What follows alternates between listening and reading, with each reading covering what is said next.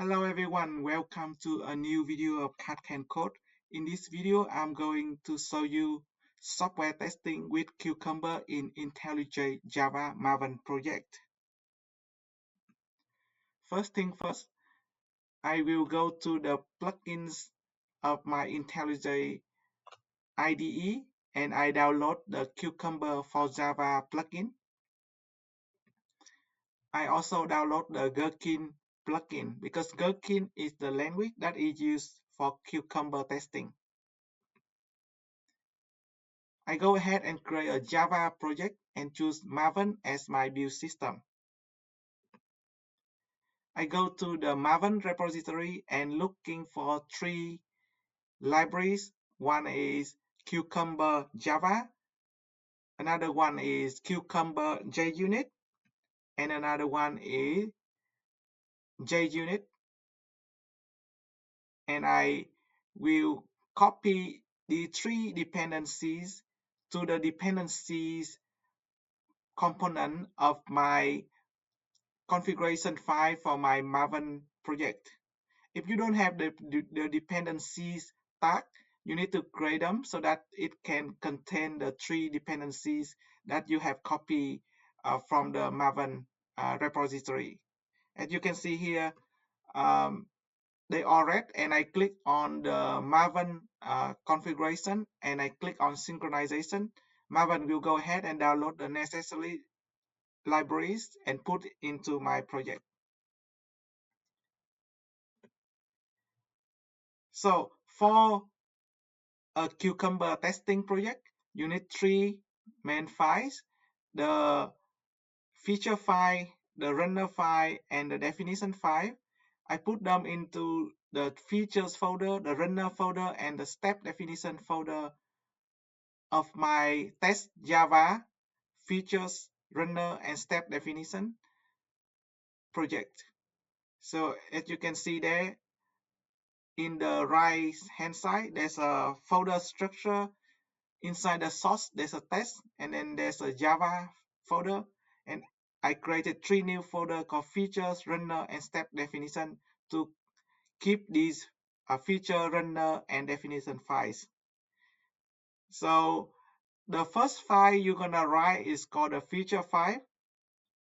The feature file using the Gherkin language to define in natural language what sort of features are you testing. So the first line is the features ID. So the feature ID is cat can code community good, and the next line is the feature description, so that you can describe the purpose or whatever information, extra information that you want to show for these particular features.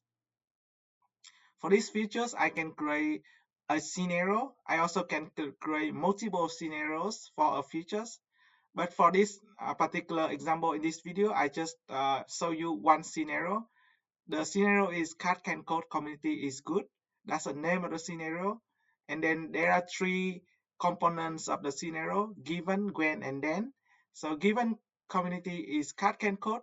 When people ask if cat can code community is good, then people will receive the answer yes. As you can see in the then component, the yes is actually a string inside a quotation mark, a double quotation mark. I will show you why I put it like that, because this is actually the variable that I want to check with the actual answer from the system or from the user or from API, and comparing with my expected answer, which is yes in this case.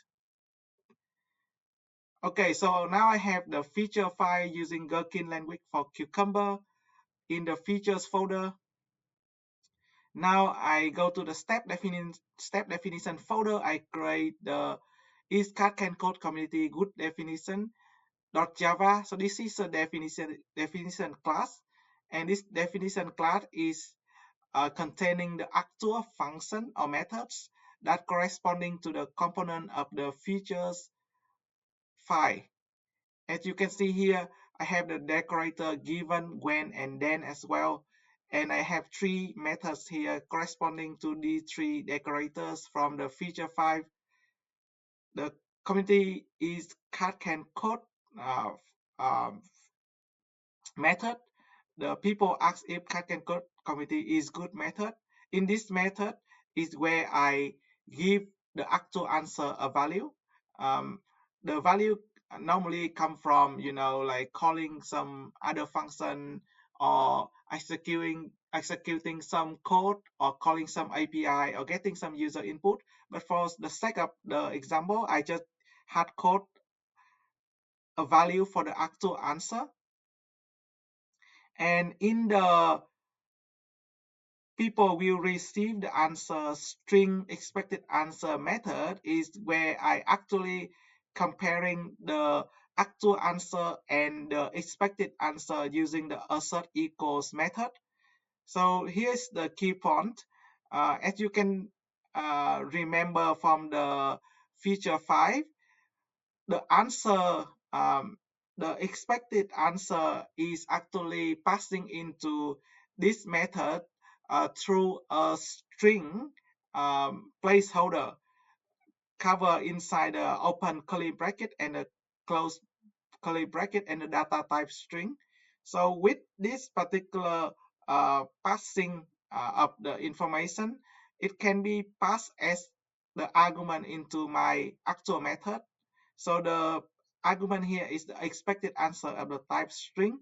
So whatever value that I put in here in the then component of my features file, for example, in this case, I passing in the string yes, it's gonna be passing in as the value of the argument expected answer of my methods. So that's how I can organize the scenarios and the different scenarios in a separate file, and I still can control the expected answer for each of the scenario, and I pass them by parameter instead of hard coding. So that's how I can do many of the test cases easily. Okay, so now we know that the string yes gonna be passed into this method as an argument expected answer. I can go ahead and compare the actual answer with the expected answer through the assert equals. Okay, so now I have the definition file and the features file. How can I let them see each other? So I go ahead and go to the runner folder and create a test runner class.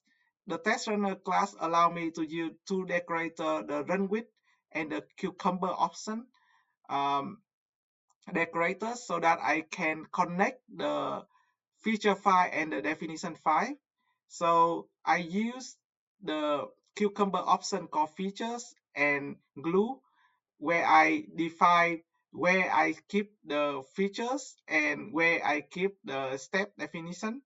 And it's up to the project setup, but you can use relative path or name definition, different option. But I recommend you to avoid the absolute path, because if you want to collaborate with other developers, it's not a good idea to use the absolute path, because your computer path is different from other developers' computer path. So with the cucumber option here, the definition and the features can be connected to each other and they can see each other. Okay, now I go ahead and run all the test cases in this project. As you can see here, because my actual answer that I had coded here is yes, and my expected answer that I got from the feature 5 is also yes. So the test case here is passed, and it also used the names of my feature file to show me in the test report, which is really good because I can see the useful and user-friendly names for the test cases. And it's a pass. Yes equal yes. Okay, I go ahead and try to change the actual answer to no, and I run the test again, because my expected answer that I got from the feature file is still yes. So it's so that I actually fail one test, and it also tell me the detail that